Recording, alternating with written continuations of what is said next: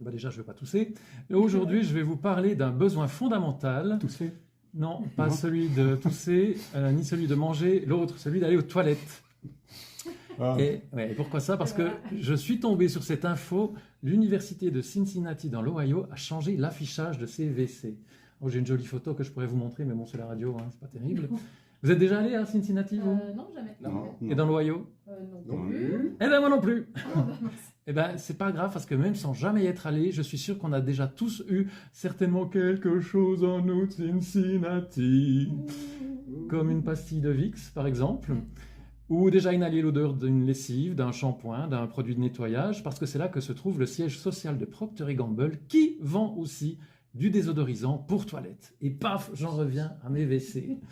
Vous avez vu, hein, cette fluidité, cette subtilité, hein, Ouais, je suis cette scotché. transition de malade. Donc, depuis quelques semaines, les toilettes de l'Uni de Cincinnati affichent un biological man ou woman, c'est-à-dire homme et femme biologiques, sur la plaquette qui indique les WC. Ouais, si. Alors, donc, point de toilette non genrée, là, on l'a bien compris, hein, c'est chacun sa section. Et je me dis, mais pourquoi faire apparaître le mot biologique des WC? Ça reste des WC. Donc, l'Uni de Cincinnati a-t-elle de l'humour? Elle se dit, ce serait tellement amusant de voir les gens être intrigués, s'arrêter, et qu'ils arrivent trop tard sur le trône. Ou est-ce tout bonnement un piège adressé aux personnes transgenres? Parce qu'on dirait bien que la question soulevée avant d'entrer dans l'IDVC, ce serait biologiquement, depuis votre naissance, vous êtes homme ou femme? Eh bien moi, comme réponse, j'aurais simplement envie de dire, biologiquement parlant, quand on meurt, est-ce qu'on ne fait pas tous un excellent compost, que l'on soit homme, femme ou transgenre? Même pareil pour les animaux. Et je doute fort que cet affichage soit là pour dissuader des ratons laveurs ou des aigles à tête blanche qui passeraient devant les WC et auraient envie de se soulager. Pas Cincinnati. Non, pas trop. Moi-même, je peux comprendre ce dilemme, hein, parce que j'ai une jupe longue. Oui, j'ai une jupe. Que t'as pas mis ce soir? Non, je suis un original. Non, ben, je la mets quasi jamais. Non, Écossais? non plus. Non, une jupe longue, j'ai pas dit un kilt.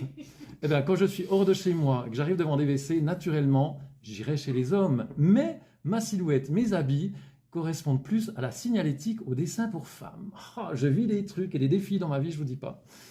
Bon, alors c'est gentil d'essayer d'aider les gens à penser, mais quand on a un besoin urgent, on va droit au but. Hein. En général, oui. To the point, comme on dit en anglais.